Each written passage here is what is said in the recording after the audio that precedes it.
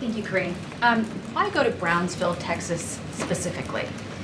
Look, I think the president, and I said this at the top, and I've said this many times, he wanted to show that it was important for him to go down there to hear from Border Patrol agents, to hear from first responders and what's going on the ground. He's been to the border before, recently in this administration, and he also wants to lay out the work that he has been able to do with senators in a bipartisan way. We were able to come forward to the American people, push forward a bipartisan bill that dealt with the border, the challenges at the border, that also dealt with a broken immigration system. We were able to do that. And, you know, as I've said many times, it's supported by the Border Patrol Union, U.S. Chambers of Commerce, and that is not something that you see every day. But what ended up happening is that Republicans rejected it. They rejected it because of the last president and the politics around the last president.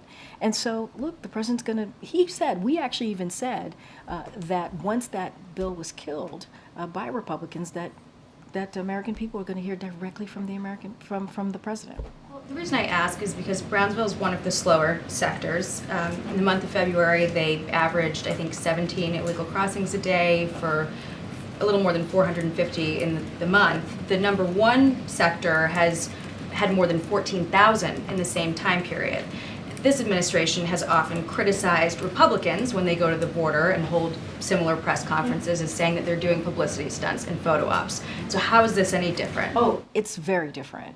What House Republicans have done is nothing, absolutely nothing. If anything, they consistently get in the way. They consistently get in the way of what the president is trying to do to get more resources. They are turning this into a political stunt by listening to Donald Trump and saying that they need to kill it. This is what they've been doing, and making it political. Where the president got his team, directed his team to work with senators, both Republicans and Democrats, to get a bill done. The president's not going to actually see the parts of the border where it's actually really bad. I think you're missing the point. The point is the president actually did the work to get a bipartisan bill done that deals with an issue that the majority of Americans care about. He did. It dealt with border security challenges. It dealt with immigration policy. He actually did that. Republicans got in the way. They rejected it. Well, Republicans in the House got in the way, and then it was rejected because of what they were told by the last president, by Donald Trump, to kill it. They literally, Jackie, put politics ahead of the American people. That's what they did. What do you say to people, though, who think that this is just an election year stunt? Finally hearing about the border after it's been a problem for the last 3 years. Here's the thing. Here's what I would say. On the first day of this president administration, he put out a comprehensive immigration policy to deal with this issue.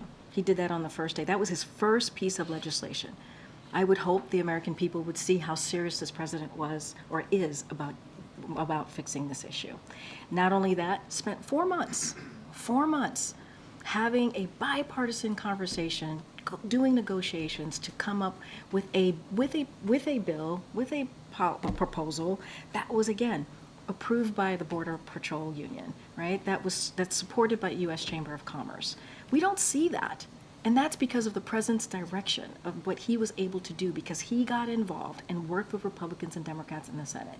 And then when we got this bill done, by the way, it included a lot of things that House Republicans wanted. When we got that done, it was rejected because of politics. I mean, that's where we are. That is where we are. So the president's going to make that very clear and take it directly to the American people.